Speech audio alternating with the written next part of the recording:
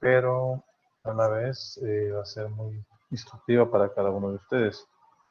Antes de comenzar, quiero hacer unas preguntas para ver cómo estamos en sintonía todos.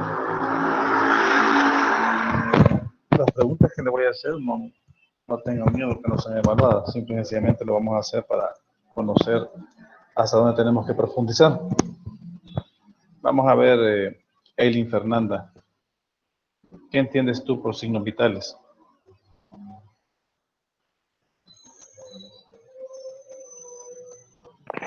Buenos días. Buenos días. Son como los signos son como lo que representa que nos encontramos en un estado de salud bien, que tenemos como todo en orden. Gámez Escobar Fernando, para ti, ¿qué son los signos vitales? Son los que reflejan el estado fisiológico.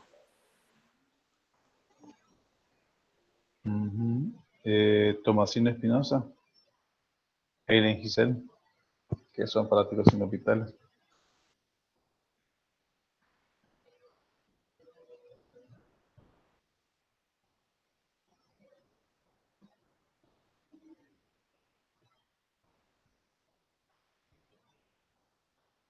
Alfaro Rico, Paola Yasmín, para ti, ¿qué son signos vitales?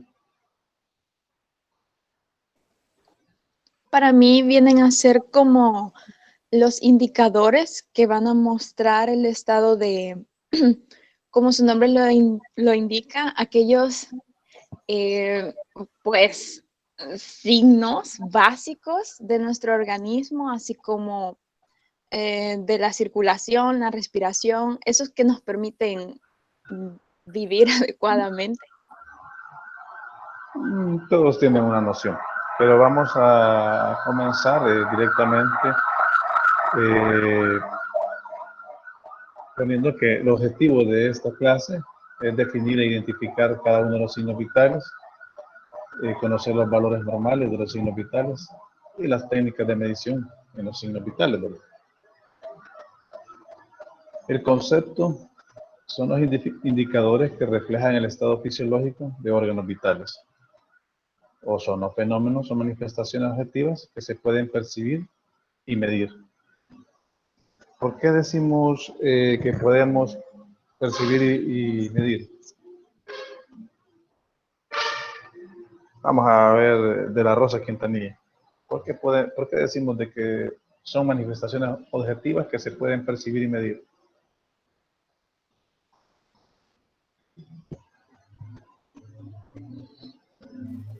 Buenos días, licenciado. Disculpe, Buenos días. pero yo creo que el joven Quintanilla ya se retiró. Pero complementando con la pregunta, pues, por ejemplo, la frecuencia, ritmo, pulso, temperatura, que serían parte de los signos vitales, son cuestiones que nosotros podemos medir con exactitud, ya sea con un instrumento o de distinta manera. Ok. Mejía Soriano Susena. ¿Por qué decimos que son indicadores que reflejan el estado fisiológico de los órganos vitales? Buenos días. ¿Por qué, verdad? Porque reflejan un estado fisiológico, porque expresan los cambios funcionales que suceden en el organismo. Por ejemplo, cuando están fuera de sus valores normales, nos indican que hay alteraciones en las funciones vitales del organismo. Ok. Entonces, estos indicadores... Yo creo... pues voy a tratar de responder las dos preguntas que había hecho, la que hice con anterioridad y esta. Los signos vitales se pueden medir, obviamente, porque no son emociones. Todo es mesurable excepto las emociones porque son sensaciones subjetivas. En cambio, los signos vitales es algo que muestra, algo que puede ser escuchado a través, por ejemplo, del ritmo cardíaco, la frecuencia cardíaca, a través de un estetoscopio, la presión arterial a través de un tensiómetro. la temperatura con un termómetro. Y además estos son indicadores. ¿Por qué? Porque podemos ir tomando datos, o sea, y podemos compararlos con estándares ya establecidos. Ok, perfecto. Entonces, los signos vitales son mediciones de las funciones básicas del cuerpo humano. Son aquellos que al estar presentes denotan vida y que si se presenta una alteración demuestran un mal funcionamiento corporal debido a una patología o un trauma. Y a falta de ello puede significar muerte. A eso es en sí lo que vamos a buscar siempre en los signos vitales. Claro, vamos a tener un indicador que nos va a decir qué tipo de dificultad tenemos en el organismo cuando estos se ven alterados. Los signos vitales perceptibles y medibles son la temperatura, pulso, presión arterial, frecuencia respiratoria y oximetría. Vamos a comenzar diciendo de que la triada constituida por el pulso, la frecuencia respiratoria y la presión arterial, junto con la temperatura, suelen considerarse el indicador basal del estado de salud. O sea que de ellos depende que nos dé ¿cómo decirles? Vamos a tener la seguridad de cómo nos encontramos en el organismo, debido a que si estos se encuentran en parámetros normales, podemos decir que estamos sanos. Y si alguno de estos se ve reflejado alguna disminución o un aumento, puede ser debido a situaciones normales o puede ser debido a algo anormal que tengamos en el organismo. Cuando digo de algo anormal, ¿a qué nos podemos referir? Vamos a ver. Sosa Varillas, Alison Estefanía.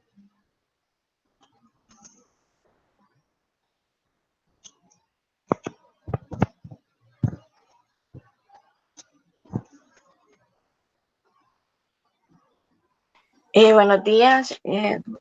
Se puede referir a algo que, no sé, como que ya está con síntomas de, en este caso, de temperatura.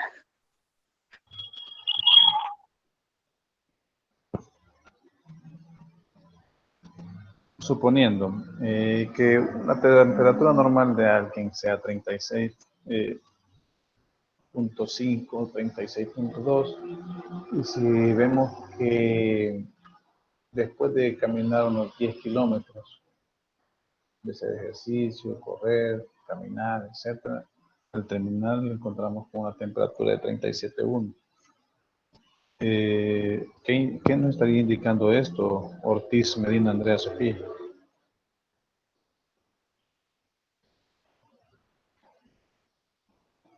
Que el transcurso de ese tiempo que pasó, la temperatura se elevó, pero no es que pase los rangos normales.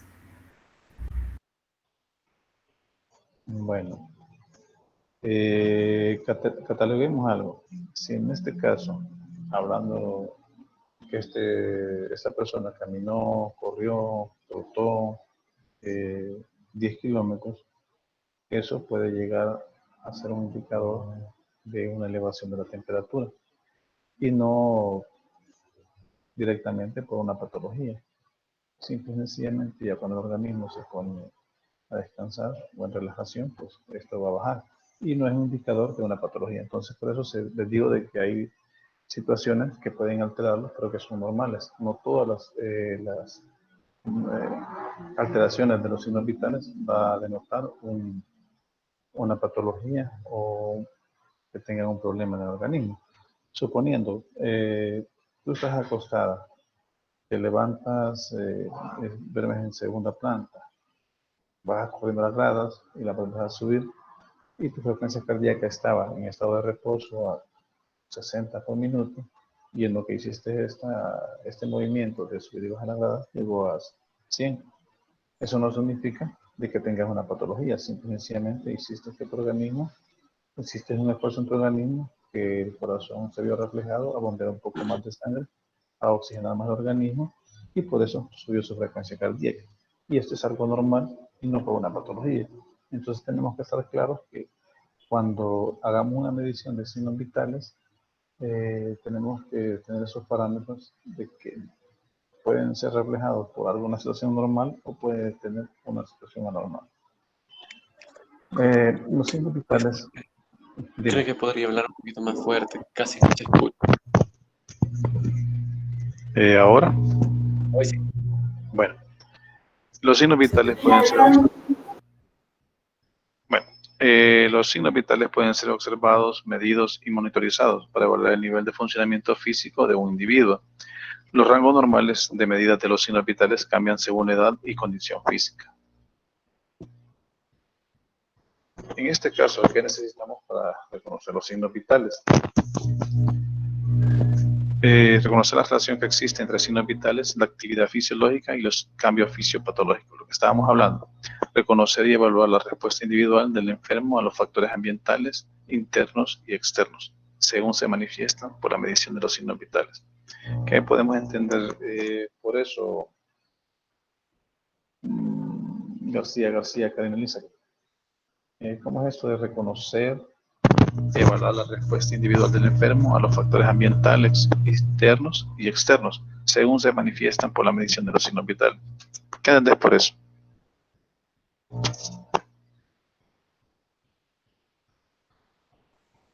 que yo entiendo es que cuando decimos la relación que existe, una persona que tiene la presión sufre de hipertensión, su presión arterial, que aunque esté elevada, no sé si he escuchado bien, si existe como que un rango normal entre eso. Y no va a ser lo mismo a una persona que, digamos, sana, no sé si es así. Vale. Frederick, vamos a ver qué piensas vos, Frederick, referente a eso.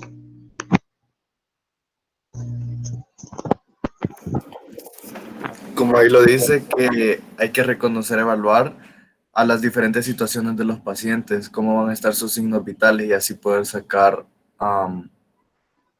cómo se encuentran. Vaya, cada vez que se hace una pregunta, ustedes deben de observar de dónde sale y cómo sale.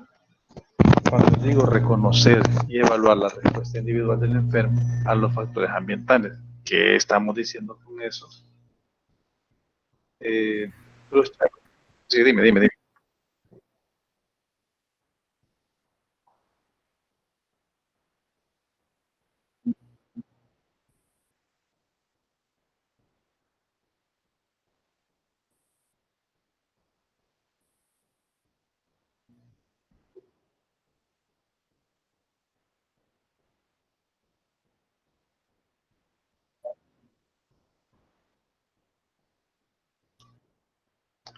Vaya, si decís reconocer y evaluar la respuesta individual del enfermo a los factores ambientales, podemos hablar internos. ¿Qué ejemplo me podrías dar de una respuesta individual del enfermo a los factores ambientales internos? Cruz Chávez. Espérate.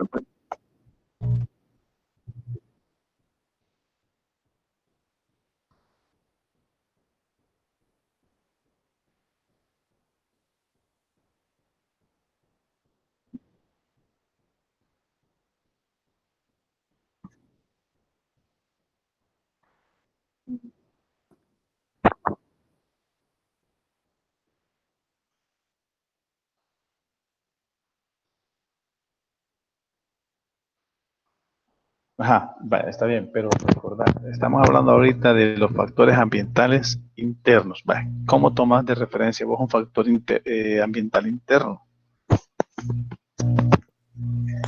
¿Eso tendría que ver con el sistema simpático del cuerpo? Vale, ya te La fuiste. temperatura. Ajá, vale. No te vayas muy adentro todavía, o sea, ya me hablas del parasimpático, simpático, ya vamos a meternos en otro relajo con el corazón, eso después lo vamos a ir viendo, pero por el momento, cuando hablamos de factores ambientales, o sea, en el ambiente, que puede influir en ti en una forma interna, a eso es a lo que me refiero. Por eso cuando tengamos algo enfrente, leamos. Si les pregunto que reconocería evaluar la respuesta individual del enfermo a los factores ambientales internos y externos. Internos, ¿qué le podríamos llamar? Esa fue mi pregunta. Vaya, Tomasino Espinosa, Elin Génesis. Giselle, perdón. Dame tu opinión sobre esto.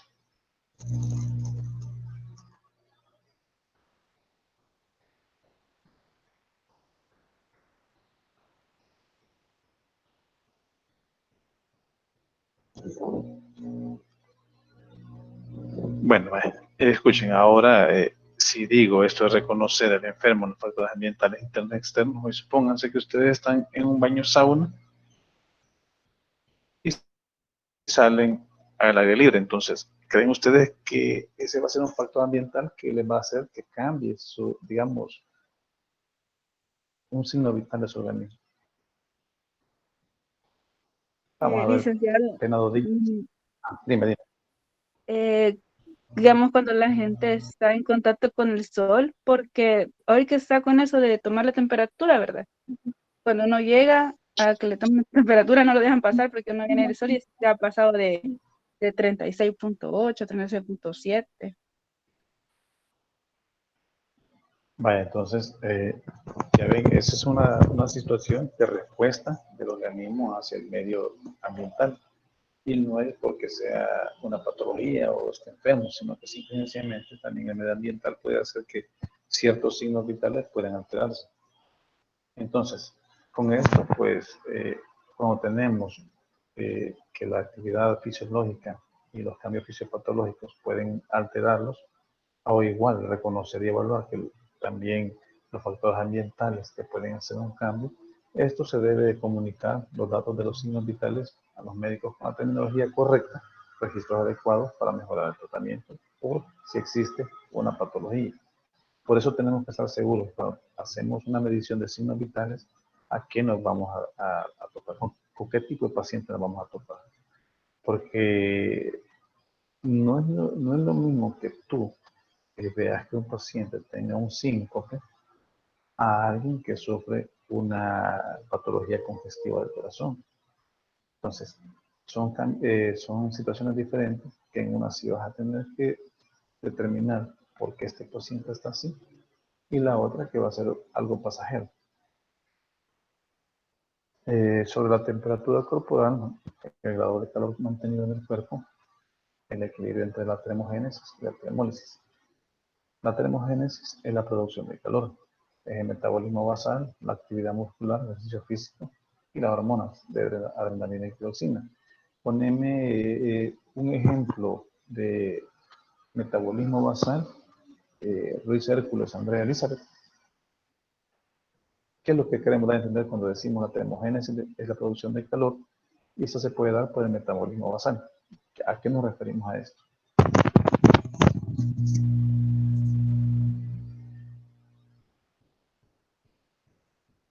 No, no tengo idea, licenciado.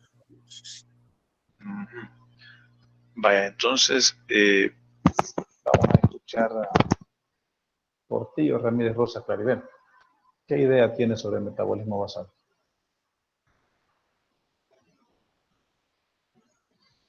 Pienso que es como la energía mínima que se necesita para subsistir, no sé.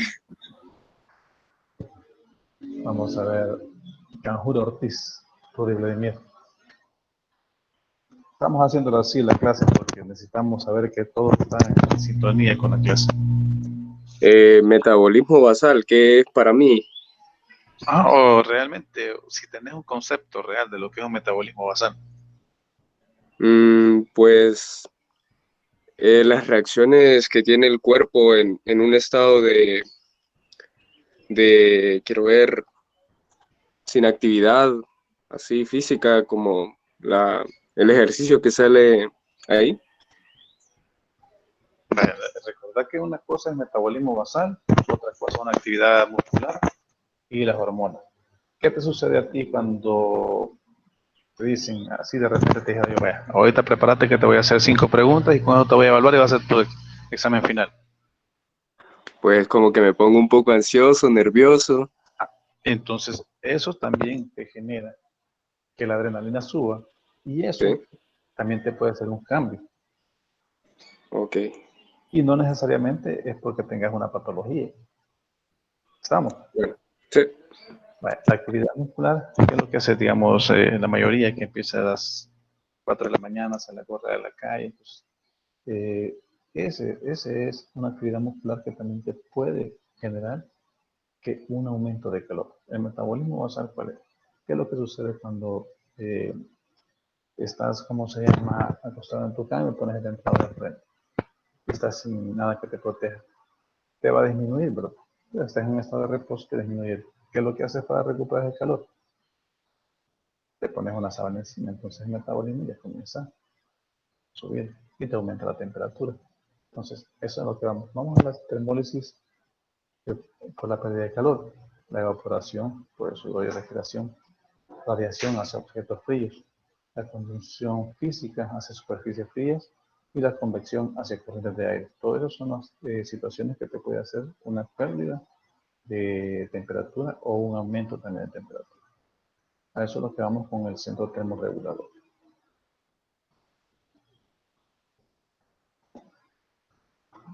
¿Estamos? ¿Vamos bien hasta acá? Sí, licenciado. Sí. Vamos a ver que me ayude también aquí Aguilar Alvarado, Andrea Marisol. Lee lo que tenés enfrente. Dice, Hipócrates tomaba la temperatura con su mano y la atribuyó a perturbaciones entre los 4 humores. Él consideraba que era favorable, el humor afectaba, excedía a los otros, luego era consignado por la fiebre, siendo eliminado por el sudor, los vómitos o las heces. Galileo, en 1593, inventó el termoscopio, que sería el padre del termómetro. Consistía en un tubo de vidrio que terminaba con una esfera en su parte superior que se sumergía dentro de un líquido, mezcla de alcohol y agua. Al calentar el agua, esta comenzaba a subir por el tubo. La única desventaja del termoscopio era que dependía de la presión atmosférica. Dependía de la presión atmosférica.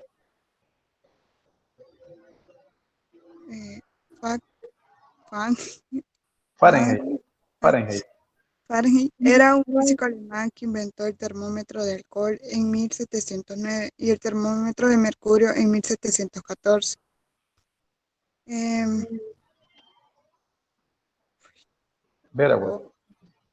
Introduce el termómetro en la práctica clínica y Celsius mejoró el termómetro con la escala centígrada y su significación fisiopatológica. Werdling concluye que la fiebre es más un síntoma de una enfermedad. Bueno, vamos a basar en estos últimos dos que son los que nos interesan. Celsius y Wunderlich. ¿Qué es lo que sucede con Celsius? Cuando dice que mejoró el termómetro con una escala centígrado y su significación fisiopatológica. Veamos, ¿qué entendemos por eso? Arcia Guzmán, David Armando. Buenos días, Lick. Yo interpreto que Celsius lo que hizo fue relacionar su escala con respecto a las enfermedades que podían padecer el paciente. Por ejemplo, él al tomar la temperatura con su escala, decir, vaya, a partir de esos grados ya significa que tiene posiblemente una enfermedad del paciente. Más o menos atribuible. Recuerda que cuando mejora el termómetro a una escala centígrada, que es lo que hace una medición. En esa medición se toma, desde ahí se le da referencia cuál es tu temperatura corporal normal o en los rangos que pueden dar, porque recuerda que la temperatura corporal no va a ser la misma en un recién nacido, mucho menos ¿cómo se llama? en un anciano que en un recién nacido. Va a haber una gran diferencia.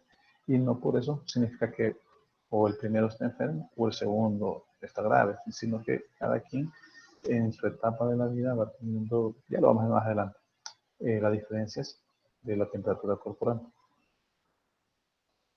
La temperatura corporal es la valoración, ¿verdad? Es un procedimiento que se realiza para medir el grado de calor del organismo humano.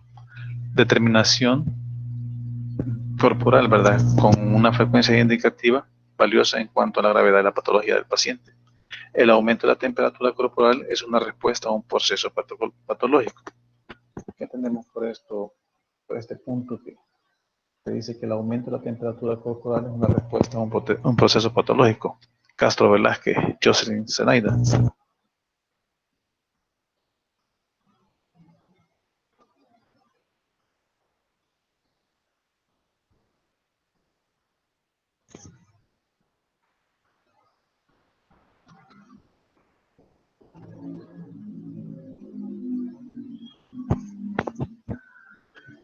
Bueno, viendo la temperatura normal del cuerpo de una persona varía dependiendo de su género, de lo que estábamos hablando, con edad, clima, ejercicio, consumo de alimentos y líquidos a la hora del día.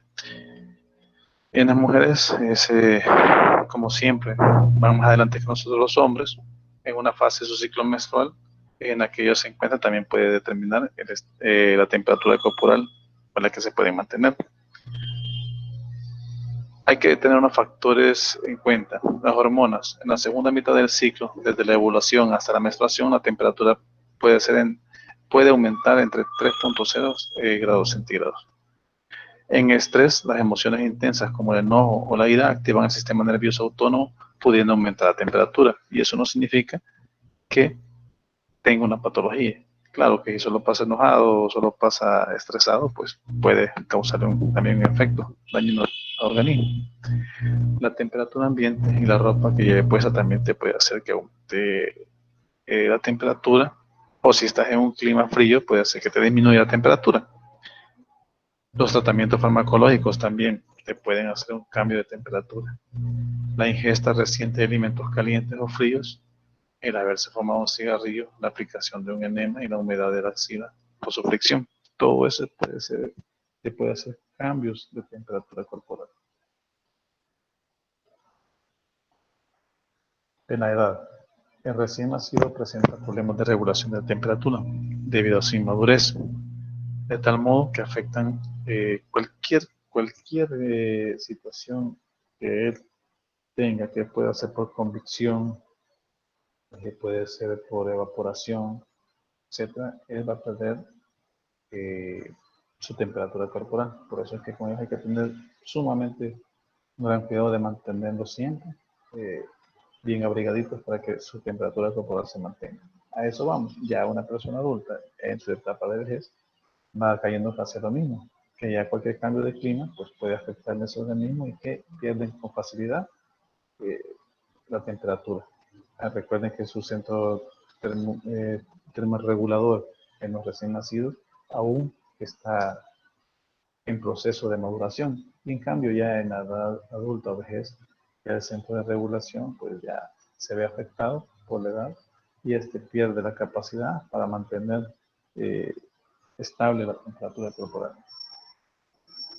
En la hora del día la temperatura también presenta un ritmo circadiano mínimo de 6 AM y un máximo de 4 a 6 PM. La temperatura oral máxima de 6 AM es de 37.2 a las 4 PM de 37.7.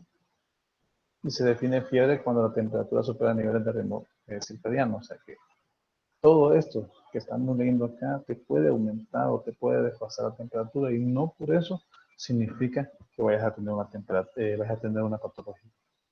Entonces por eso los signos vitales son tan importantes para nosotros que estamos estudiando, o ustedes que están estudiando la anestesia, porque de ellos va a depender que ustedes mantengan a su paciente. Eso les va a decir si su paciente se encuentra bien o si su paciente se encuentra mal. ¿Qué patología te puede dar dentro de una sala de operaciones por medicamentos? Entonces, si tú no sabes eso, lo puedes causar.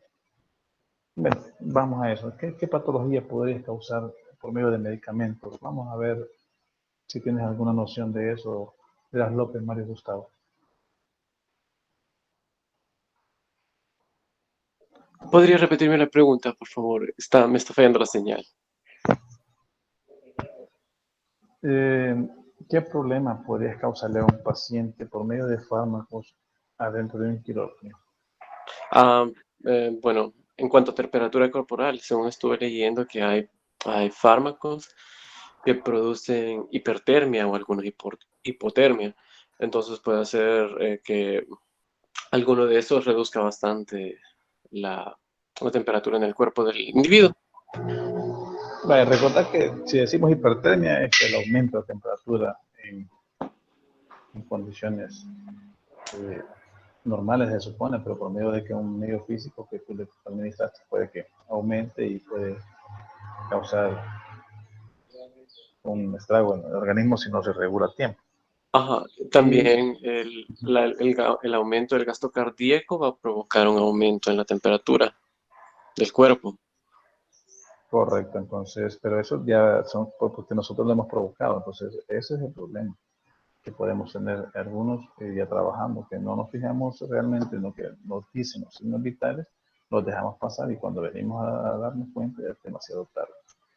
Entonces, por eso les digo de que acá, signos vitales es lo que ustedes tienen que llevar de la mano ya, toda su carrera y toda su vida, porque eso les va a determinar su estado de paciente. En la temperatura corporal pues tenemos diferentes dispositivos para poder medirla. Entre ellos, recuerde que estamos los termómetros de mercurio, los digitales, que ahora están pues, ya bien conocidos por todos debido a la situación que padecemos aquí en el país. Los termómetros de oído, los digitales. Y también los de tira plástica, no sé si los han visto, bueno, son pequeños como una mechita que se pega en la frente y ahí te determina la temperatura que tenés. La medición se realiza de diversas zonas, en la boca, en el recto, axila, conducto auditivo. Un termómetro generalmente trae desde los 35 hasta los 42 grados centígrados para medición. El procedimiento de verificar que la columna en uno de mercurio, verificar que la columna de mercurio esté en un nivel inferior, mantenerse en contacto con la superficie por 5 minutos y como mínimo de 3 minutos. Ese es el tiempo que ustedes van a poner de esos termómetros que ustedes ven así de vidrio. El mercurio se coloca a nivel axilar y ahí se deja de 3 a 5 minutos. Ese es el problema del tiempo que hay que pasar esperando. No es como los digitales de ahora que solo lo pones y te dice realmente la temperatura que tenés, aunque hay algunos que, por ser chinos, no son muy confiables. Licenciado, Dime. tengo una pregunta. ¿Verdad que hay ciertos niveles de variación dependiendo de dónde pongan, por ejemplo, las lámparas que ponen hoy en día para medir la temperatura? Por ejemplo, si la ponen en las manos, tiene como un grado de variación a las que ponen en la cabeza y así. Vaya, si te fijas en esta diapositiva te dice que la temperatura axilar, oral, rectal se aproxima a 0.5. Entonces, eso es lo que vas a tomar de parámetro tú del lugar de donde lo tomes. Porque si yo se lo tomo en el brazo, ¿qué me va a dar? A veces me puede dar 35.7, 35.8. Entonces le aumentas el 0.5, ya me llega a 36.3. Si se lo pongo directamente en la frente, me va a dar realmente la medición. Si lo pongo en el hombro, porque hay unos que lo ponen en el hombro, te va a dar por lo menos 36.1 o 36. Ya se lo aumentas 0.5 y así vas haciendo la medición. Igual, si lo haces axilar, recuerda que un termómetro de mercurio, donde es el axilar es el más conveniente. El oral, por las situaciones de limpieza, pues se está descartando. El rectal más que todo en los niños, en los recién nacidos, más que todo. Y ahí tenés que ir haciendo la medición y vas a tener que ir aproximándolo a 0.5 grados centígrados para que te dé una temperatura real. Gracias. Vaya, acá tenemos la temperatura corporal. En recién nacidos te anda entre 36.6 y 37.8 grados centígrados. Esa temperatura es la que tienen que mantener ellos para estar en condiciones estables. Por eso es que decimos de que la pérdida de calor que se hace por convección, por evaporación, hace que esto sea rápido para ellos, pierdan el calor y pueden entrar en una hipotermia y pueden hasta morir. En lactantes, temperatura corporal, pues anda en 36.5 y 37 grados centígrados. En edad preescolar y escolar, 36 a 37 grados. Adolescentes, de 36 a 37 grados. Con edad adulta, de 36.5 y adulto mayor de 36. Aquí tenemos también el tiempo que vas a tener para utilizar el termómetro de mercurio, que la temperatura oral son de 3 minutos y un promedio de 37 grados. El rango te va a tirar entre 36.7 y 37.2, se considera normal. En axilar, por 5 minutos, 36.5, y vas a andar entre un rango de 36.2 y 36.8. En la rectal, ya de 3 minutos también, 37.5, y vas a tener que andar en un rango de 37.2 a 37.8, y es normal.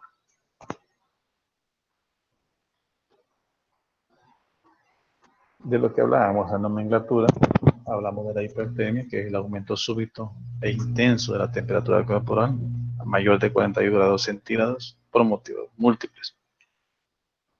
Dijimos que puede ser por una patología, puede ser también por administración de fármacos, y que lo cual hay que, como digo y repito, andar rápido en esto. Porque si el paciente te convulsiona, ya comienzan los problemas, y eso es lo que tratamos de evitar. La febrícula, en estado de febrícula o subfebril, se caracteriza por fiebre moderada de 37 y 37.5, ligada a la existencia de órganos lesionados o de naturaleza infecciosa de larga duración. Entonces acá, si ustedes se han fijado, que en la mayoría de lugares ahora, si te descubren una temperatura de 37 grados hacia arriba, pues ya no te dejan entrar, porque para ello ya tenés algún síntoma de alguna enfermedad, alguna patología. Y puede ser, recuerden por lo que venimos hablando, no solamente por eso, sino por el ambiente. La fiebre es la elevación de la temperatura corporal, generalmente arriba de 38 grados, debido a causas múltiples también, y es acompañada por manifestaciones de elevación de la temperatura. Recuerden que eso es lo que tenemos que decir siempre, que está la hipertermia, la febrícula y la fiebre. Nosotros decimos calentura, normalmente en el medio se trata como, tiene calentura, cuando ya pasa de 37.5. Y le llamamos fiebre cuando ya llega de 38 a 39. Ya hipertermia, pues recuerden que va de 41 grados hacia arriba. ¿Preguntas hasta el momento de temperatura corporal?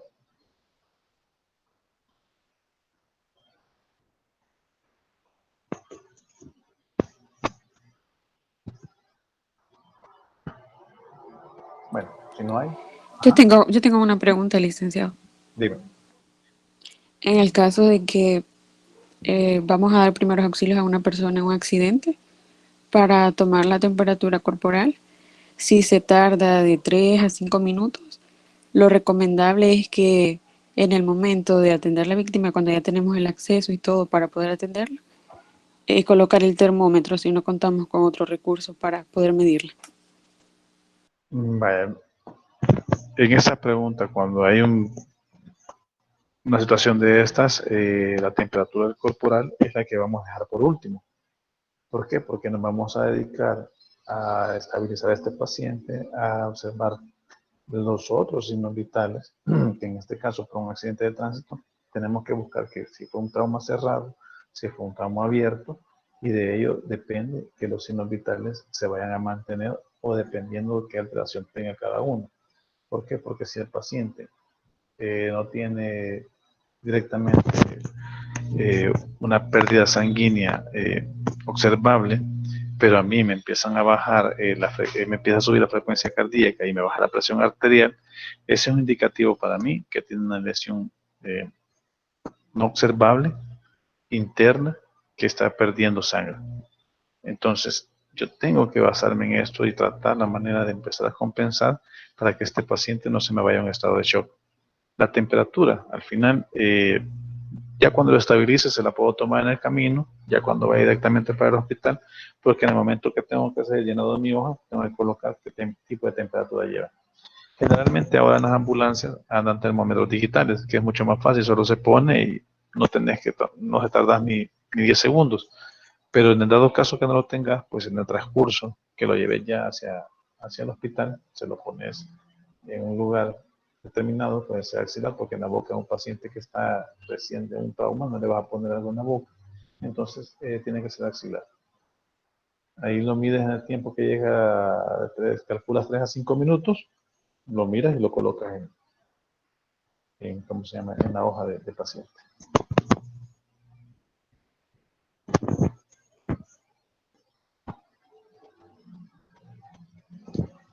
Bueno, ¿contestar a tu pregunta o la ampliamos un poquito más? No, sí está bien, gracias, licenciado. Bueno, vamos hacia la frecuencia cardíaca. Veamos, López Humansor, Manuel de Jesús, léeme lo que está enfrente de ti.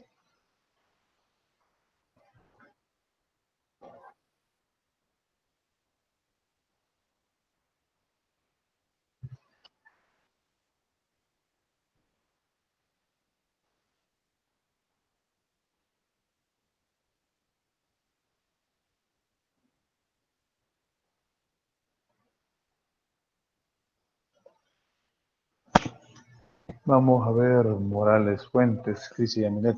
¿Qué entendemos? Porque cuando dice que el pulso sufre modificaciones, cuando el volumen de sangre bombeada por el corazón disminuye o cuando cambia la elasticidad de las arterias.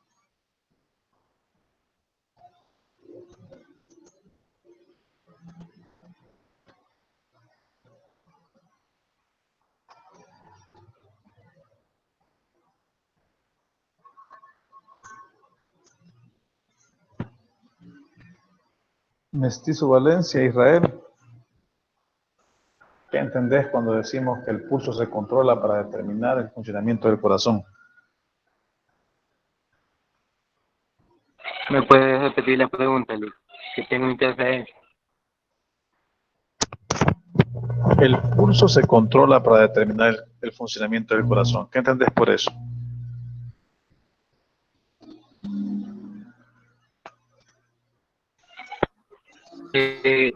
Como el pulso tiene sus parámetros normales, ¿verdad? Entonces, cuando aumenta o disminuye, nos dice si el corazón está funcionando bien o no.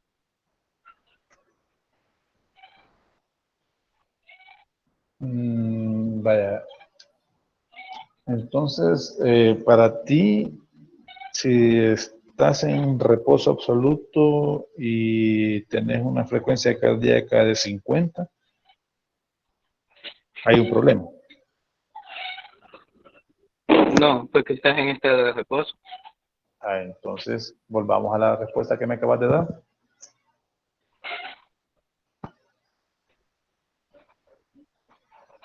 ¿Cómo digo? Volvamos a la respuesta que me diste.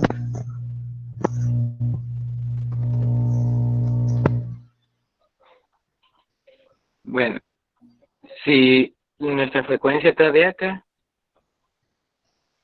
si estamos en estado de reposo, va a ser baja. Pero si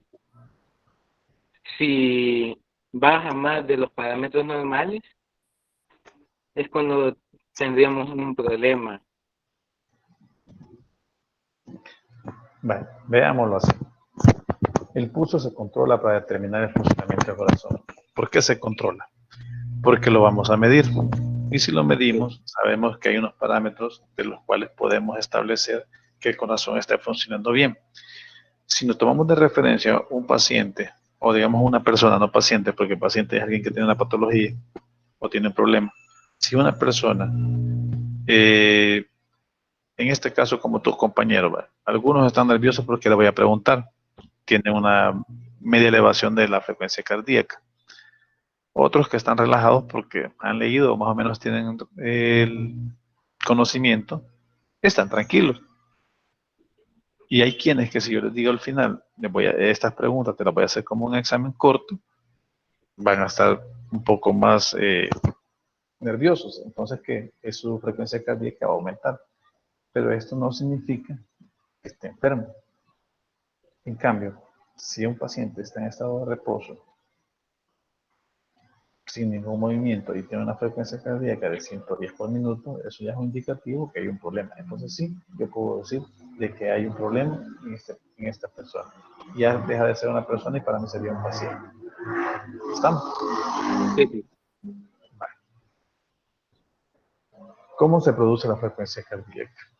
El pulso es resultado de la contracción del ventrículo izquierdo y la consiguiente expulsión del volumen adecuado de sangre hacia la aorta central, que da lugar a la transmisión de una onda pulsátil hacia todas las arterias periféricas.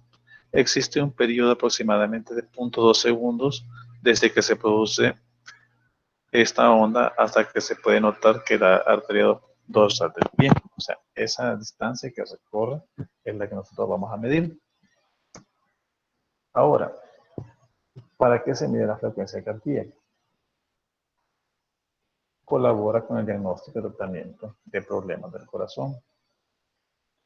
Y las altas frecuencias del pulso, esto lo dejé así para recordarme lo que tenía que hablar, y las altas frecuencias del pulso en un paciente te van a determinar el estado que se encuentra.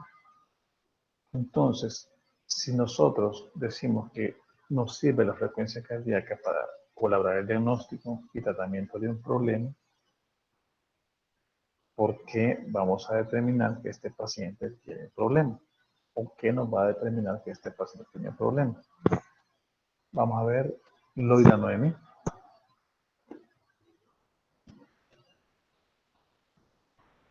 ¿Me puede repetir la pregunta? Si dice la frecuencia cardíaca, ¿por qué se mide? Y te dice que es para colaborar con el diagnóstico y tratamiento de problemas del corazón y que los indicativos de frecuencias en el pulso altas en un paciente te puede determinar un problema, que es lo que buscamos con esto. Por ejemplo, digamos, si no es solo la frecuencia cardíaca lo que está, perdón, lo que está afectada, sino también el pulso, no sé si, digamos, los vasos están dilatados o contraídos, entonces si cambia el pulso y la frecuencia cardíaca es distinta, considero que ahí podemos diagnosticar algún problema cardíaco. Vale. Dice que nos ayuda y nos colabora con el diagnóstico también. Un ejemplo, suponer, vamos a ver con Pérez Castro, Byron. Suponer, te voy a poner un ejemplo. Me dijeron ustedes un paciente que sufre un accidente de tránsito, llego y veo que está inconsciente, no le puedo preguntar nada, vengo, lo evalúo, lo tengo que trasladar, lo subo a la ambulancia, y estando en la ambulancia me doy cuenta que él tiene una frecuencia cardíaca de 120. ¿Qué me podría indicar eso? ¿O qué te puede indicar a ti? Si tiene problemas de taquicardia o algo así.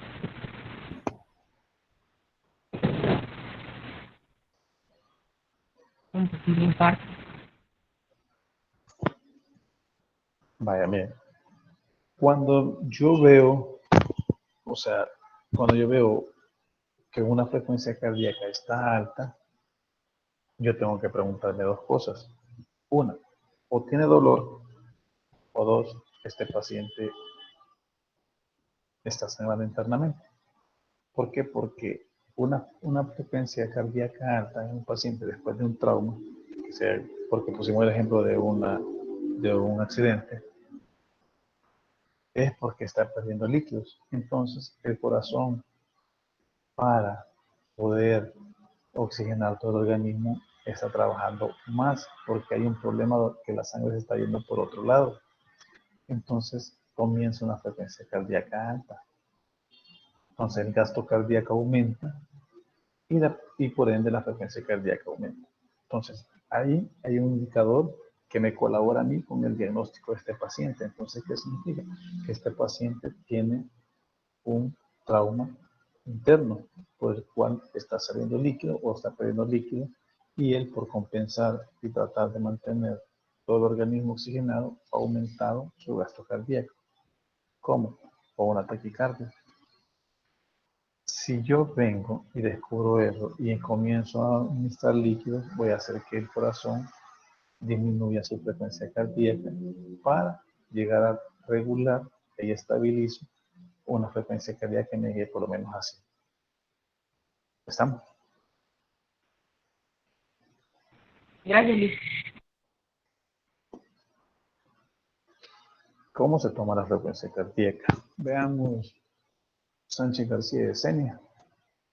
Léeme lo que está ahí.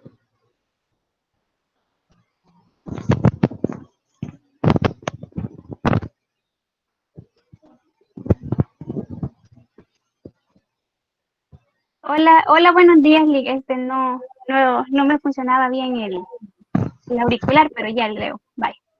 ¿Cómo se toma la frecuencia cardíaca?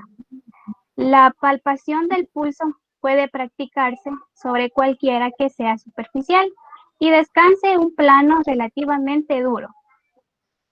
La más adecuada esta maniobra es la arteria radial de la muñeca y entre los tendones del supinador, largo por fuera y palmar mayor por dentro, el pulso, y la carótida más cerca, presión aorta central, que el pulso de una extremidad.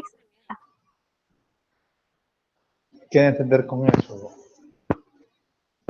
¿Qué entender con eso? O sea, ¿qué entiendes por eso que estás diciendo acá, lo que acabas de leer? Que hay diferentes puntos donde uno puede tomar la frecuencia cardíaca.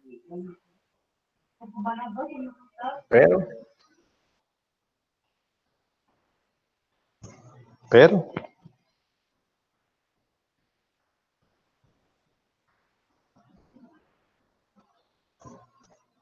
generalmente nosotros cuando vamos a tomar la frecuencia cardíaca, ¿qué es lo que hacemos? Vamos a buscar siempre, generalmente lo que dice acá, la arteria radial, que es la que está en la muñeca entre los tendones supinador largo y por fuera del palmar mayor. O por dentro, que es lo que da el pulso, que uno hace la presión entre estos tendones y espera que se sienta la pulsación. Pero la que te va a dar un dato más real y la que vas a tener la certeza de que está bien es cuando tomas y haces la presión aórtica en el central, que el pulso de una extremidad es la que haces aquí, que pones debajo de la barbilla, que buscas y haces la presión y sientes la presión que hace la aorta. Esa es la que se busca. Entonces, a diferencia que te dice que entre más cerca lo busques, mejor va a ser la condición para que tú lo escuches. ¿Cómo se toma la frecuencia cardíaca? El brazo se dispone moderadamente extendido con el antebrazo en semipronación y la muñeca flexionada. Se pinza esta última entre el pulgar sobre la cara dorsal y los golpeos, de los índices y medio sobre la arteria, ejerciendo una presión moderada, así como lo muestra el dibujo que he puesto ahí.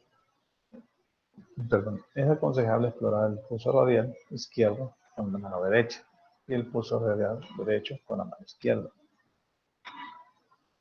Cuando el pulso arterial no es determinable con facilidad, puede ser confundido con las pulsaciones propias que percibe el explorador en la extremidad de sus dedos. O sea, que ustedes sientan su misma pulsación. ¿Se entiende esto?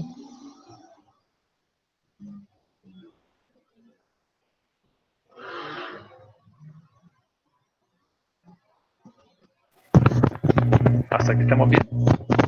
Pregunto, ¿estamos bien? Sí, se entiende. Sí.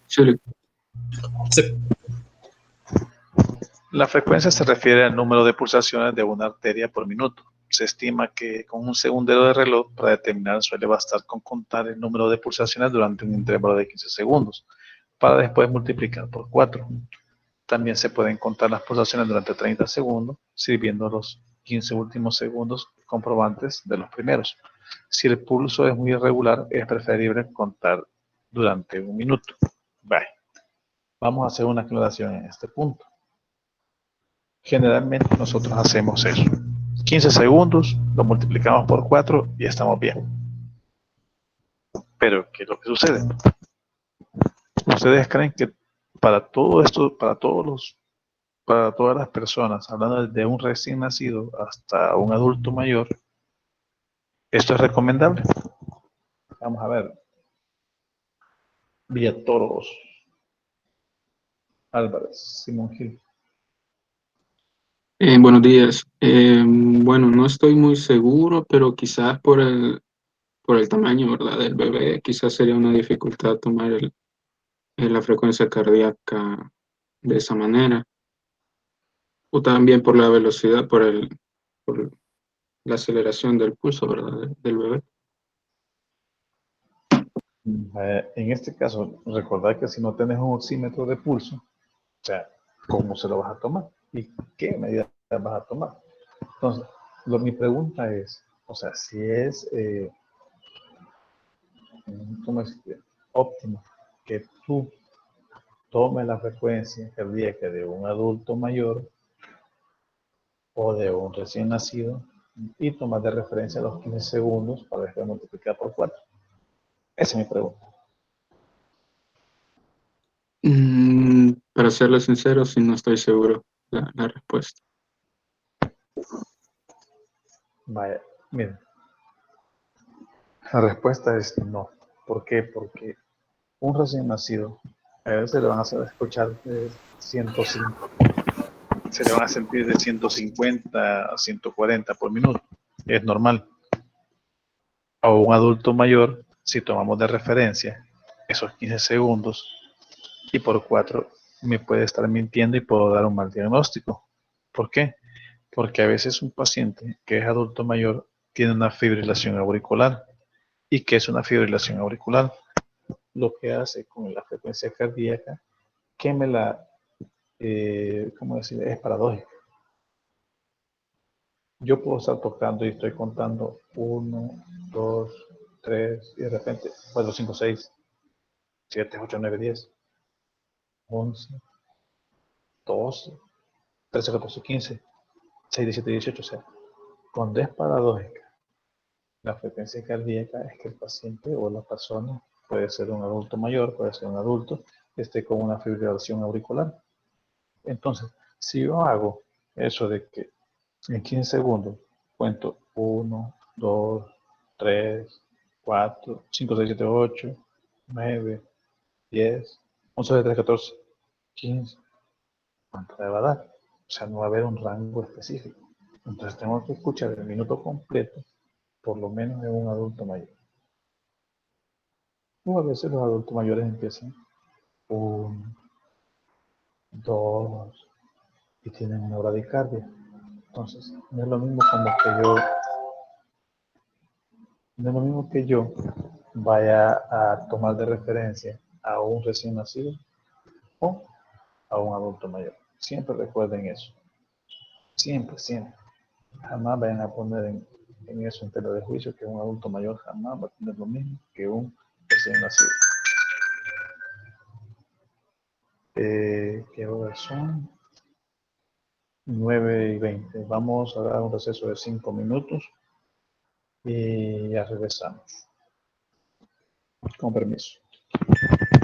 El gasto de energía que hace nuestro organismo, si lo ponemos de una célula, ¿verdad? Por una célula mínimo que tiene, para poder hacer las funciones corporales. Hay un gasto de esa energía que hace que aumente la temperatura corporal. Y realmente lo que dice Google es de que el valor es el valor mínimo de energía necesaria para que una célula subsista. Esta energía mínima es utilizada por cada célula en reacciones químicas intercelulares necesarias para la realización de funciones metabólicas. Entonces, por eso hablamos de que en la temperatura corporal, si tomamos en referencia lo que Juli te quiere entender es de que por cada movimiento que tú hagas, por levantes un dedo, levantes una mano, levantes la cabeza, hagas un ciclo de respiración, toda esa función es una quema de energía a la cual te va a dar una reacción a la temperatura corporal. Entonces, que te puede aumentar o que la puede disminuir dependiendo del consumo de energía que tenga la célula. A eso es lo que va. No sé si ahora, tal vez porque lo dije de esa manera abiertamente, créanme, a veces se me dispara que tengo que explicar realmente cada cosita así pequeña para que lo vayamos entendiendo. Porque uno considera que si estos temas ya los vieron, tienen una mínimo conocimiento sobre los temas que estamos hablando. Por eso no me detuve a explicar eso, pero ya que sacaron la pregunta, lo estoy contestando. Permítanme un segundito.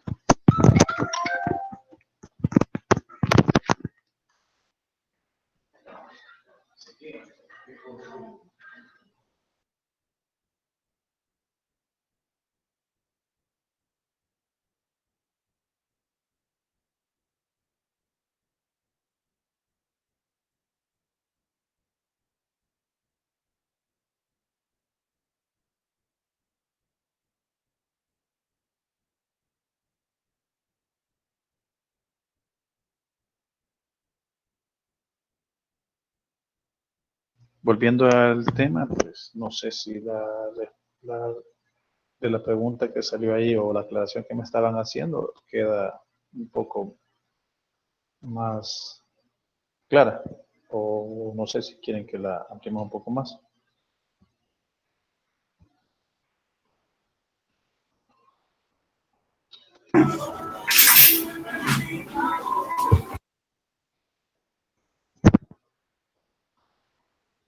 Bueno, vamos a continuar, porque el tiempo nos está comiendo. La frecuencia es el ritmo sinusoidal normal el adulto tiene por 72 a 78 pulsaciones por minuto. Pero esto es una base de referencia de cada bibliografía. Recuerden que toda bibliografía, la mayoría va a traer diferencias en los rangos normales o las frecuencias, etc. Pero nosotros acá en El Salvador tomamos de referencia lo que el Ministerio de Salud propone, que es de 60 a 100 por minuto, independientemente sea hombre o sea mujer. Estamos hablando de un adulto. Sin embargo, la frecuencia de pulso tiende a disminuir desde el nacimiento hasta su edad avanzada, lo que estábamos anteriormente. Cuando el número de pulsaciones por minuto de un sujeto en reposo es superior a 90, hablamos que es una taquicardia. Imagínense, aquí en esta bibliografía salía que en 90. Acá se toma de referencia de 100. Si de 100 en estado de reposo, lo que estábamos hablando también anteriormente, se ve alta, pues ya hay un problema de taquicardia, que puede ser un problema funcional del corazón. Y cuando es inferior a 60, una bradicardia. Y ahí estamos en la misma sintonía de 60 a 100 que tomamos de referencia. Después del número de pulsaciones de comienzo y de término, las taquicardias se clasifican en sinusales, fisiológicas y patológicas, y paroxísticas, angina sincopal y asistólica. De esto no nos vamos a meter todavía porque es de hablar un poco más. Pero las sinusales, recuerden que fisiológicas puede ser algo normal, y patológica ya puede ser problemas coronarios. Las paroxísticas pueden ser anginiosas, por angina, un dolor, o porque una obstrucción de una arteria. Sincopal, sistólica, ya van con problemas directamente con el corazón. Pero en eso no nos vamos a meter ahorita. El ritmo.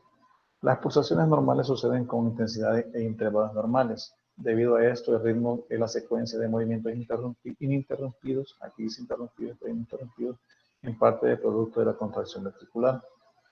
Cuando el intervalo entre dos movimientos no es regular, se trata de una arritmia. Eso es lo que estábamos hablando también al principio, de que si yo pongo mi dedo y comenzamos a escuchar y decimos 1, 2, y de repente, hasta el 3, 4, 5, y el 6, 7. Entonces, ahí faltó una pulsación, ya se puede tomar como una arritmia. Existen varios tipos. Arritmia sinusoidal simple, que es algo normal. arritmia respiratoria, arritmia por un paro sinusal y arritmia sistólica. También esto no lo vamos a detener porque esto ya es un poco más avanzado y eso lo vamos a ver ya cuando tengamos las clases directamente. Solo los estoy viendo para que lo tengan presente a los que van a exponer los temas estos, con sus diferentes docentes, que son cosas que se van a tener que tocar ya en una clase. Pero por el momento, por situación solamente de conocer, traigo esto hacia los que son los signos vitales. Las zonas para la toma de la frecuencia cardíaca, que la tenemos en la supraorbitaria, localizada arriba de la cola de la ceja, que ustedes ven que a veces que hay personas que están hablando cuando se enojan, que se ve que le pulsa hacia arriba del ojo, por decir así, de una forma no técnica. Temporal superficial, localizada entre el trago del oído y la articulación temporomandibular. El carotidio, localizado en el borde interno del músculo del esternocleidomastoideo, inmediatamente mediano y por debajo del ángulo de la mandíbula. El subclavio, generalmente la que tomamos todos, localizado montando los 2 o 3 dedos sobre el tercio proximal de la clavícula, presionando la escápula. Axilar, localizado en el hueco axilar, colocando el brazo de abducción, el humeral, el radial, el cubital.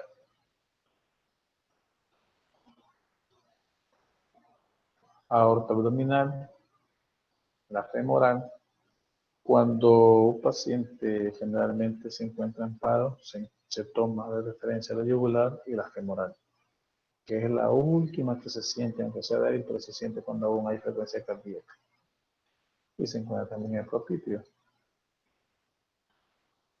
el pedio y la tibia posterior. Son los lugares donde uno puede localizar la frecuencia cardíaca, porque al haber un trauma o digamos en un accidente de tránsito, si tiene lesionado a ambos miembros superiores, se buscan en los inferiores, y si también tiene lesionado algún miembro inferior, uno tiene que ir buscando por las regiones y las zonas que están entendiendo. Los valores normales se consideran los siguientes: de 0 a 2 años, de 120 a 140 latidos por minuto, se considera normal. De 2 a 6 años, de 110 por minuto. De 6 a 10, de 100 por minuto, y a partir de los 10 años en adelante, vamos a ir de los 90 por minuto. Los valores normales en adultos, como quedamos de referencia, acá, de 60 a 100. El pulso normal varía según edad, sexo, talla, estado normal y actividad del individuo. Recuerden que un paciente obeso va a tener una sobrecarga y por ello va a tener una frecuencia cardíaca alta. Una persona alta, por igual, puede llegar a tener una frecuencia cardíaca alta también, debido a las condiciones, y más si es sedentario, puede tener una taquicardia normal, una taquicardia que puede ser normal para él en estado de reposo. Los estados emotivos modifican también la circulación sanguínea. La presión intensa ejercitada sobre la arteria altera también la presión del pulso. Póngalo así como ejemplo en un torniquete. Las características de los latidos cardíacos percibidos en arterias superficiales informan las condiciones funcionales del corazón. Algunos medicamentos alteran las características del pulso. Pongamos de referencia el salbutamol a los que son asmáticos, o si tienen familia que lo utilizan, se dan cuenta que se ponen a veces eufóricos después de las dosis repetidas de salbutamol. Vamos con el concepto ahora. ¿Alguna pregunta hasta acá? De frecuencia cardíaca. Vamos un poquito rápido porque ya me están apurando. Buen día, Eric. Yo tengo una pregunta. En la sala, en el quirófano, por ejemplo, ¿se ocupan estas técnicas de utilizar los dedos para medir la frecuencia cardíaca o es preferible ocupar instrumentos especializados para esto? Vaya, mira, generalmente en sala de operaciones tenemos los instrumentos adecuados. Tenemos un oxímetro de pulso, tenemos el tensiómetro digital, o sea, que viene de la máquina de anestesia o puede ser de un aparato externo, independientemente. Pero A veces funciona más palpando, porque podemos tener alguna duda que si está demasiado helado en la sala, o sea, el aire acondicionado de la sala está muy fuerte, y tú tienes el oxímetro de pulso, te puede variar la frecuencia cardíaca, el rango que te tira el aparato. Entonces lo normal es directamente poner los dedos en presión sobre la carota. Recuerda que eso no te va a quitar ningún parámetro de nada, simplemente para estar seguro uno lo puede hacer. Los aparatos pueden fallar en alguna otra manera, algún día te darás cuenta que no todos los aparatos son súper modificados, por muy buenos que se vean, pues pueden llegar a fallar. En cambio, tus dedos poniéndolos encima de la carota nunca te va a fallar.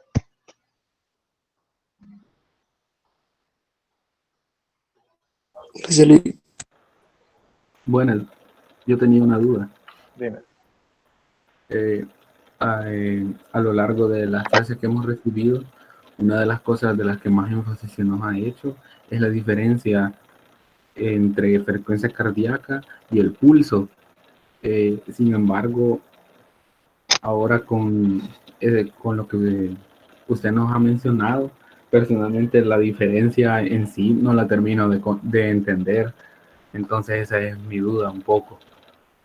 Vaya, mira, la situación es que el pulso tú lo vas a tomar en el lado distal del organismo y es lo que te va a dar el tipo de fuerza con la contracción que hace el corazón que llega hasta los lugares lejanos del cuerpo. Tú vas a medir el pulso. La frecuencia cardíaca es la que tú vas a medir cerca del corazón. Entonces, el pulso es una onda que va en toda la parte del organismo, que es producida por cada pulsación o cada derivación de lo que hace la contracción del ventrículo izquierdo. Entonces, esa onda es la que vas a medir como pulso.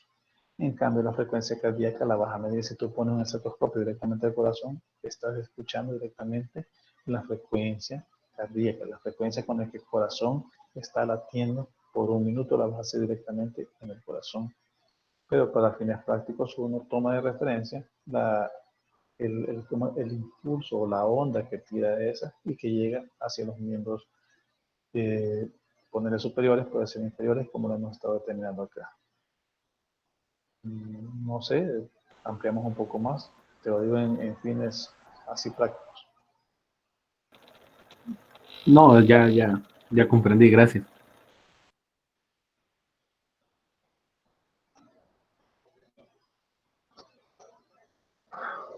Bueno, frecuencia respiratoria. La respiración normal consiste en una sucesión rítmica y fluida de los movimientos de expansión, de inspiración y de retracción de expiración torácica, sin que el ojo pueda observar ningún intervalo en el final de uno y el comienzo de otro. Al inspirar y expirar, realizamos ligeros movimientos que hacen que los pulmones se expandan y el aire entre en ellos mediante el tracto respiratorio. La frecuencia respiratoria se define como las veces que se respira. Un ciclo de respiración se contrae y se expanden los pulmones por una unidad de tiempo. Normalmente las respiraciones se controlan por un minuto. Las características: la frecuencia, la profundidad y el ritmo. La profundidad se determina con la observación del movimiento del tórax. El procedimiento es examinar, el examinador debe observar los movimientos respiratorios. Esto sin decirle al paciente lo que se está haciendo. Porque uno cuando le dice a alguien, mira, voy a ver cuántas veces respiras, uno lo puede modificar, o lo puede hacer más rápido o lo puede hacer más lento. Entonces hay técnicas para poder desarrollarlos que las vamos a ver luego cuando estemos en presencial, cómo vamos a desarrollar esto. Si una persona sabe que está contando sus respiraciones, lo que les digo generalmente es difícil mantener una función normal. También en este caso se puede contar el número de movimientos durante medio minuto y luego multiplicar por 2.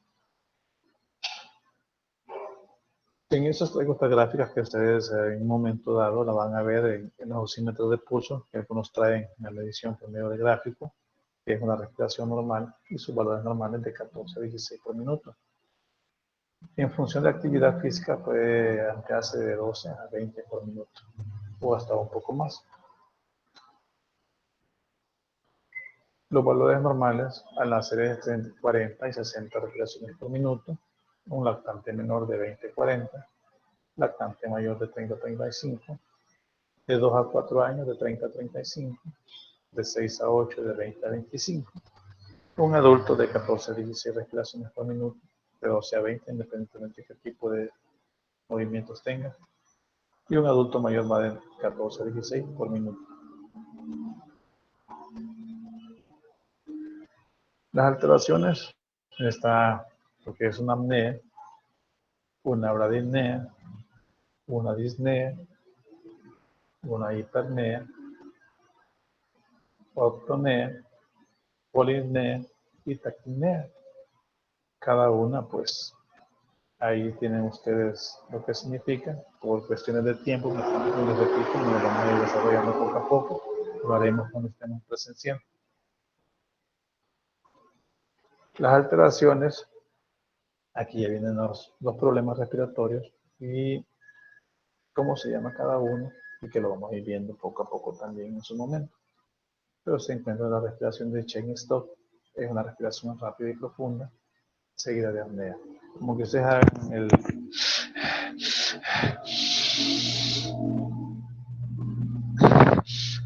algo así. Y así se ve determinada en un monitor. Las alteraciones también se encuentra la respiración de Kussmaul, respiraciones rápidas, profundas y sin pausas, que es aquella que ustedes...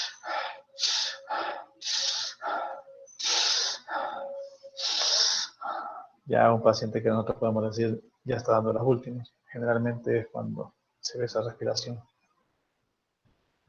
Y igual la vamos a ir viendo poco a poco cuando tengamos en el presencial. Así se ve determinada en un monitor. También se encuentra la respiración de Biot, que consiste en breves pausas apnéicas sucesivas, como que ustedes hagan. Ya igual, ya cuando están dando los últimos suspiros que le llaman. Aquí las alteraciones de la taquipnea, arriba de 20 por minuto, la disnea, de 12 a menos de 12, respiración superficial, taquipnea y disminución de amplitud, polipnea, que es la forma que ustedes están viendo y las que verán en un monitor. Cuestiones a tener en cuenta. No se debe informar al paciente respecto al procedimiento para evitar alteraciones de respiración. Si ustedes alguna anormalidad, aquí te dice como que tengas que avisar a un médico, pero en este caso tú eres responsable de la vía respiratoria del paciente y tú tienes que saber cómo salir del problema con un paciente de este tipo. No medir la frecuencia respiratoria si el paciente ha realizado esfuerzo o ejercicio físico. Tienen que primero ponerlo en estado de reposo, dejar que se calme y luego así podemos comenzar a contabilizar las respiraciones por minuto. La presión arterial, ese es otro, que es lo que ejerce la sangre sobre las paredes arteriales impulsada por cada latido cardíaco. Dentro de los límites fisiológicos, el corazón expulsa toda la sangre que fluye hacia él sin crear estancamiento. Cuando mayor sea la presión de llegada que obliga a pasar la sangre de las venas al corazón, tanto mayor será el volumen de sangre expulsada en la presión arterial y se eleva durante una sistólica y disminuye durante una diastólica. Entonces eso es lo que vamos a tomar de referencia para hacer una toma y medición de presión arterial. Como concepto, dentro de los límites fisiológicos, el corazón expulsa toda la sangre que fluye hacia él sin crear estancamiento sanguíneo excesivo de los vasos. Igual, la presión arterial va a ser determinada por edad y sexo, raza, herencia, factores ambientales, hacinamiento y factores dietéticos.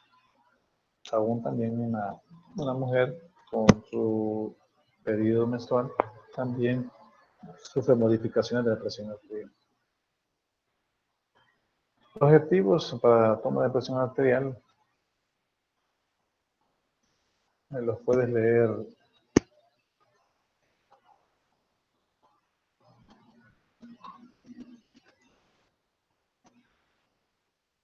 Veamos.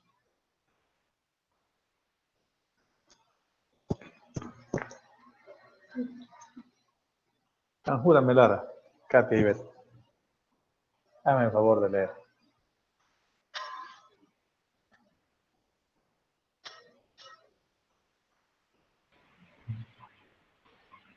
Objetivo. Tensión sistólica. Es la presión de la sangre que resulta de la contracción de los ventrículos, o sea, la presión que la parte más alta de la onda, en la parte más alta de la onda sanguínea. Tensión diastólica. Es la presión en el momento en el que los ventrículos están en reposo, o sea, es la presión mínima que existe en todo momento en el interior de las arterias. Tensión diferencial. Es la diferencia entre la presión sistólica y la diastólica. Sigue.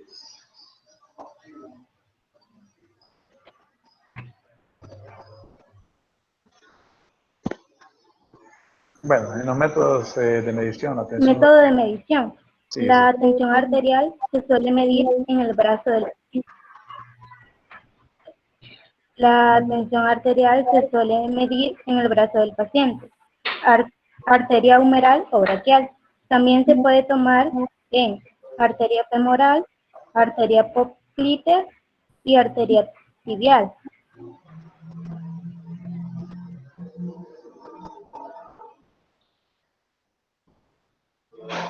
Generalmente en el método de medición táctilo-palpatorio te dice que se puede medir la presión sistólica máxima, también se puede tomar una presión supramáxima.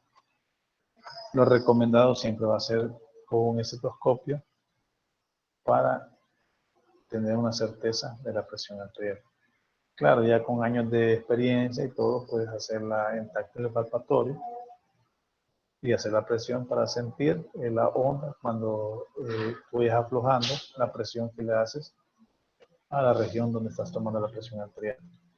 Auscultatorio, este método es el más usual. Se procede con un método palpatorio, solo que en este sustituye la palpación o la auscultación con un estetoscopio. Se puede medir la presión sistólica y diastólica. Esto no lo vamos a leer, la técnica de medición, porque lo vamos a ver directamente ya cuando lo hagamos presencialmente. Acá es lo que nosotros buscamos, una presión, cómo tomarla. Siempre hay que hacerlo con un estetoscopio. Cuando uno comienza con esto puede haber muchos errores y podemos dar malos resultados, y ese mal resultado puede causarle que ustedes metan en problemas al paciente. Porque lo pueden tomar como una persona hipertensa, y si no lo es, le van a estar queriendo dar medicamentos, dependiendo del tipo de persona que ustedes lo lleven, porque también hay casos de cosas, como médicos. Los métodos para determinar la presión arterial, la fase 1, fase 2, eso lo vamos a ir viendo poco a poco, como digo, presencial, porque explicarlo, van a haber más preguntas y más dudas que respuestas. Los valores normales en la presión arterial son las cosas que nos interesan. En los niños, al nacer, desde 40 miligramos, de 80 al año, de 80 a 90 a los 10 años, de 110 a los 15, y que no rebasa de 60 a 80 miligramos de mercurio. Estamos hablando de la sistólica. Ya la diastólica tiene que andar entre de 80 a 40, 80 a 50. Para los adultos se ha establecido valor límite normal, en este caso por la bibliografía que se encuentra acá. Vamos a tomar de referencia la de El Salvador. En El Salvador ya se toma que una presión normal anda entre 130, 90, 120, 80, 110, 70. Ese es lo que toma normal aquí en El Salvador. Ya de 130 hacia arriba, ya se toma con un paciente prehipertenso. Ya de alguien de 150, 160 para arriba, ya un hipertenso.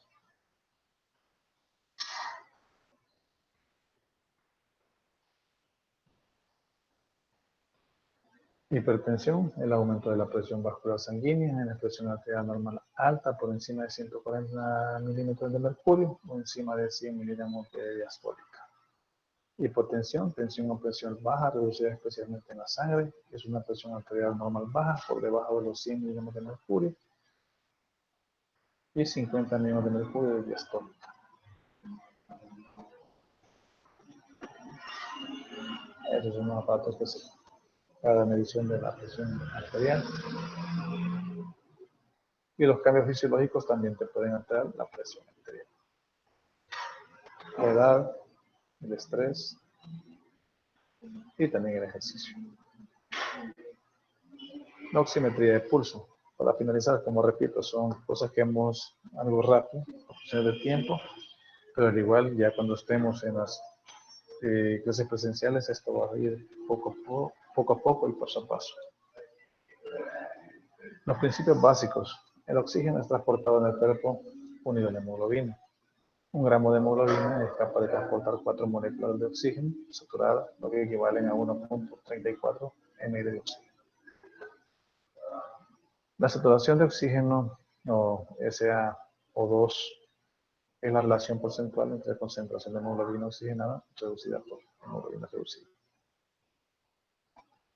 ¿Cómo se toma? Con un sensor que posee 2 diodos emisores de luz, LED roja e infrarroja, y un fotodiodo, fotorreceptor y fotodetector. ¿Cómo funciona? Ahí lo tienen ustedes enfrente. No hay necesidad que les explique esto, porque a simple vista cómo funciona eso, y realmente no nos va a interesar cómo funciona, simplemente y sencillamente no que en la medición, que es la que nos interesa a nosotros.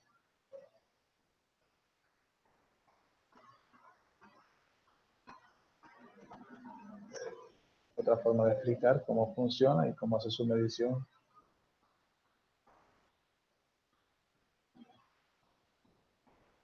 Dice que la medición se basa en el flujo arterial expulsátil y el resto de tejido difuido.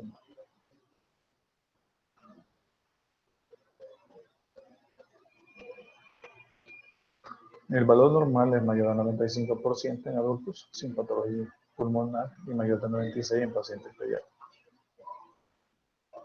¿Qué los pueden disminuir o qué pueden afectarlo? Anestesia general, anestesia regional, monitoreo durante sedación consciente, endoscopías, tomografía axial, computarizada, resonancia nuclear magnética, la unidad de cuidados anestésicos, unidad de cuidados intensivos, ventilación mecánica, la guía para ECT, todo eso puede modificar la saturación y se ha indicado ponerlo, este aparatito, para todos estos casos que estamos leyendo acá.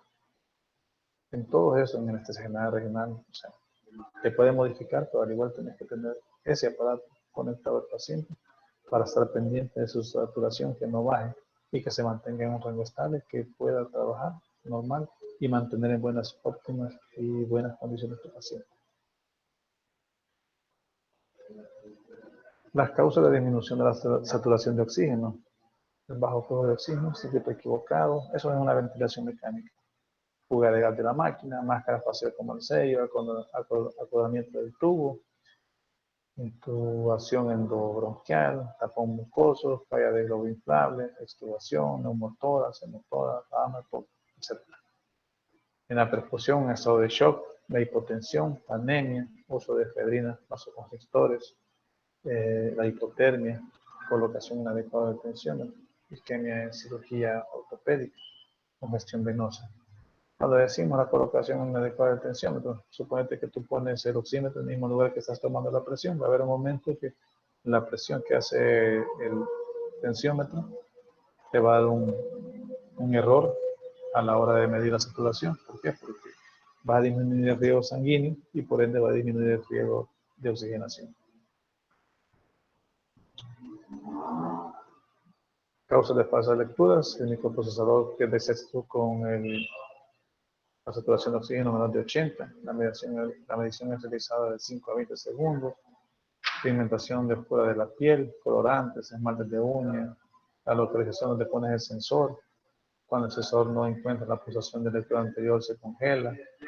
Entonces, Todas estas son situaciones que te van a dar una fase de lectura. Y por eso se usa también el método antiguo.